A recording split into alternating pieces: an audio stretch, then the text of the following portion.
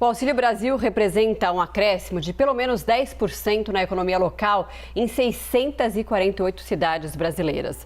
Os dados são de um levantamento feito a partir de dados do Ministério da Cidadania e também do IBGE. A gente vai conversar ao vivo agora com o economista e professor da Universidade Federal de Pernambuco, Écio Costa, que é responsável pelo estudo. Écio, professor, boa tarde, obrigada por falar com a gente. Boa tarde a todos, é um prazer estar falando sobre os resultados do meu estudo. Professor, a gente vê então que esse levantamento traz aí um impacto muito positivo, né, na economia de algumas cidades, um impacto bastante significativo em cidades brasileiras, principalmente as da região Nordeste, né? A gente sabe que o presidente Jair Bolsonaro tem a intenção de aumentar um pouco mais R$200 o Auxílio Brasil. Aí essa região seria a mais beneficiada? Sim, desde lá de trás, em 2020, com o auxílio emergencial, o foco sempre foi atender aquelas famílias mais pobres. E essa concentração existe justamente nas regiões Nordeste e Norte, principalmente a região Nordeste. Então, quando você recria o Auxílio Brasil, fazendo com que você tenha o público-alvo, novamente, as famílias mais necessitadas, você tem um impacto muito grande na região Nordeste.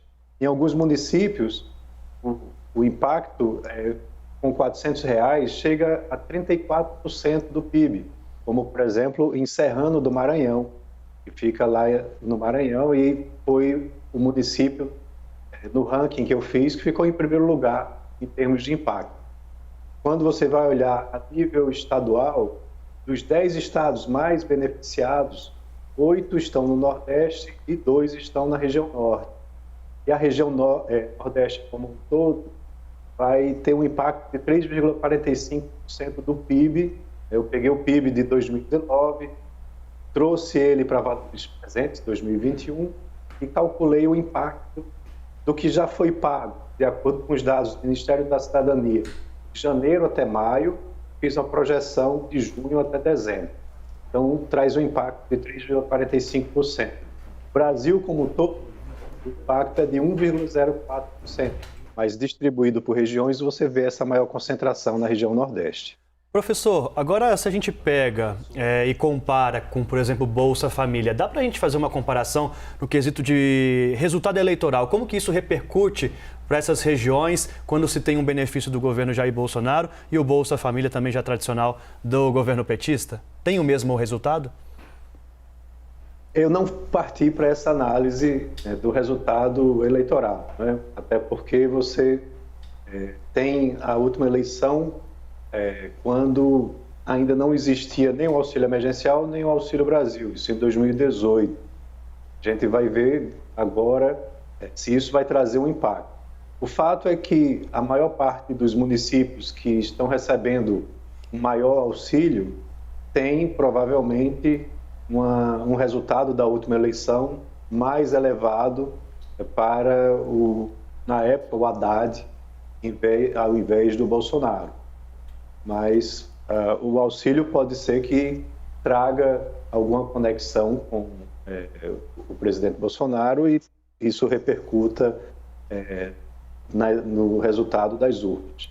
Mas o importante é que traz um alento muito importante para a região que teve uma retirada de estímulos, né, quando foi retirado o auxílio emergencial.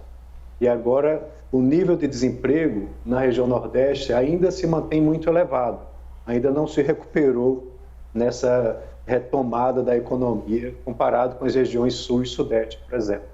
Então, o auxílio emergencial vai trazer um impacto significativo na economia desses municípios. Com certeza. Agora, professor, com esse levantamento que o senhor trouxe, né, sobre como que o Auxílio Brasil, né, e esse benefício impacta na vida dessas pessoas, dá para ver o quão pobre estamos, né, professor?